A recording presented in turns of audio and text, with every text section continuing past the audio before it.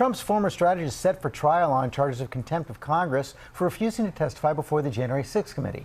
Jury selection starts today. Our chief Washington correspondent John Carl is tracking the case. Good morning, John. Good morning, George. Steve Bannon has loudly and proudly defied Congress for months, but now his efforts to stick it to the January 6th committee have landed him in federal court. After months of public posturing and open defiance of a congressional subpoena, Steve Bannon is about to go on trial. Bannon faces 2 counts of contempt of Congress in a trial that begins today with jury selection. Although Bannon was fired as White House chief strategist just 7 months into the Trump presidency, he remained a loud and confrontational Trump ally, a key player in Trump's efforts to overturn the 2020 presidential election, fanning the flames with his War Room podcast in the weeks after the election. What we need now is patriots like in Lexington and in Concord that will hold the line. If you hold the line, we're going to win. The January 6th committee subpoenaed Bannon last September. All hell is going to break loose tomorrow. Pointing to his own words one day before the attack. It's not going to happen like you think it's going to happen, okay? It's going to be quite extraordinarily different.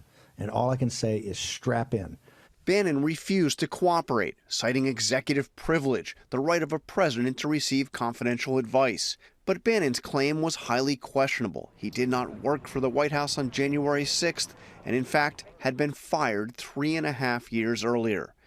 In October, the House voted to hold Bannon in criminal contempt, the committee saying he had, quote, specific knowledge about the events planned for January 6th before they occurred. Earlier this month, as his trial date neared, Bannon suddenly said he would agree to testify. Give me a date, a time, a room number, a microphone, and a holy Bible that I can take the oath on.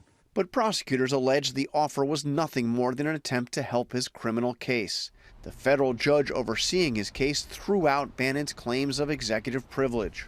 Bannon's trial comes as the January 6th committee prepares for what may be its final hearing on Thursday.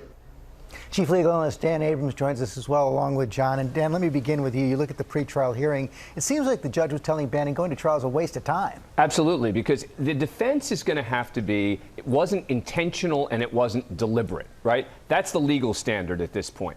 Bannon's basically admitting that it was intentional and deliberate outside of court. So inside of court, he's going to have to argue, I guess, I thought we were still involved in a negotiation, I didn't know that the date was a certain cutoff, etc.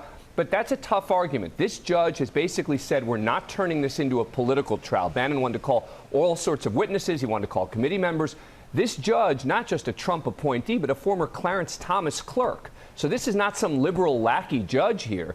This is someone who decided based on the law that Bannon doesn't have much of a defense. So Bannon and his attorneys are going to try to argue you can't get a fair trial because the January 6th committee has tainted the jury pool. Well, and because of all the media attention, etc. Look, every high-profile case I've covered, the defendant says I can't get a fair trial because there's too much publicity. It's going to be too unfair to me, etc. And in every case, you listen to jury selection, and it's amazing how little people are following the news. I mean, the bottom line is this notion that everyone knows who Steve Bannon is just isn't true. You're going to be able to find jurors who have not been following the Steve Bannon case. It might not be that hard.